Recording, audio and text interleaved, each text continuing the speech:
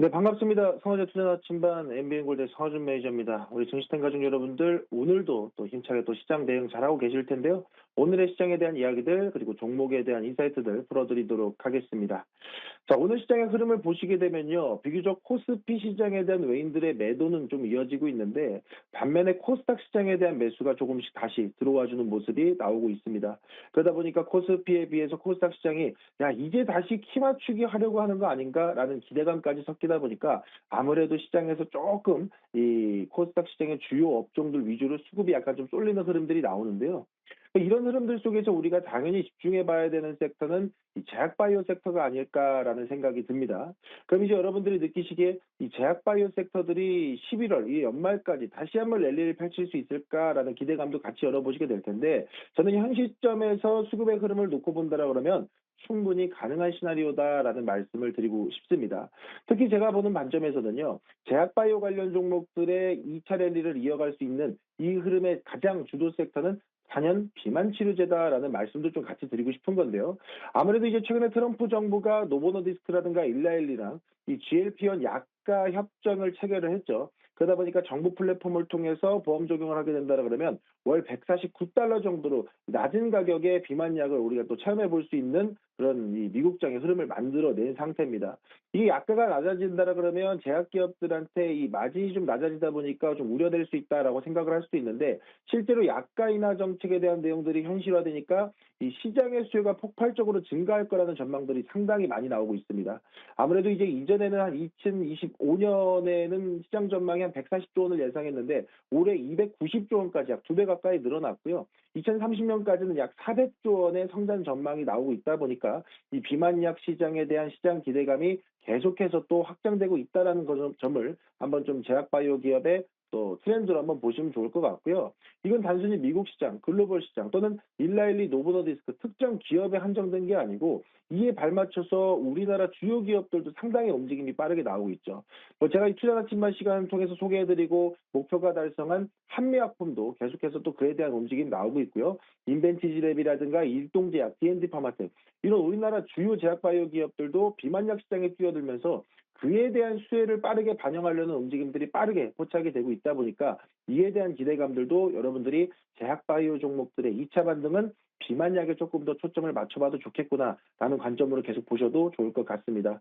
게다가 특히나 이제 임상 진입한 이 기업들도 많고, 임상 결과가 성공적으로 나온 기업들도 많고, 신약 파이프라인에 대한 기술 이전 기대감까지 계속 겹쳐 들어온다라 그러면 최근까지 조금 잠잠했던 제약바이오 기업들, 그리고 조금 더 열어놓고 간다라 그러면 이 제약 비만약을 유통하는 유통기업들까지도 여러분들이 같이 맞물려서 보시면 좋을 것 같다라는 말씀을 드리도록 하겠습니다.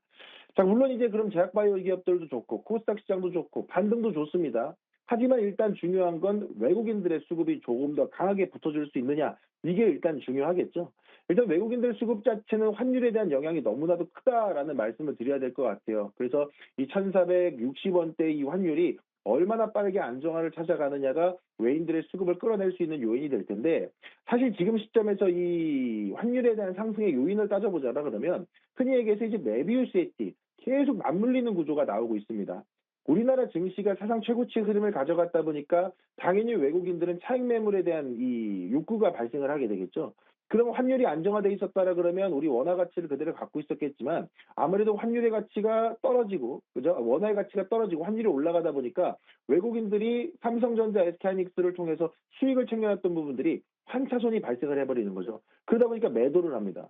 그 매도를 하게 되면 원화를 달러로 바꾸는 달러 전환 수요가 발생하게 되는 거예요. 그러면 달러 수요가 발생한다는 건 상대적으로 원화가 또 약해진다는 거죠.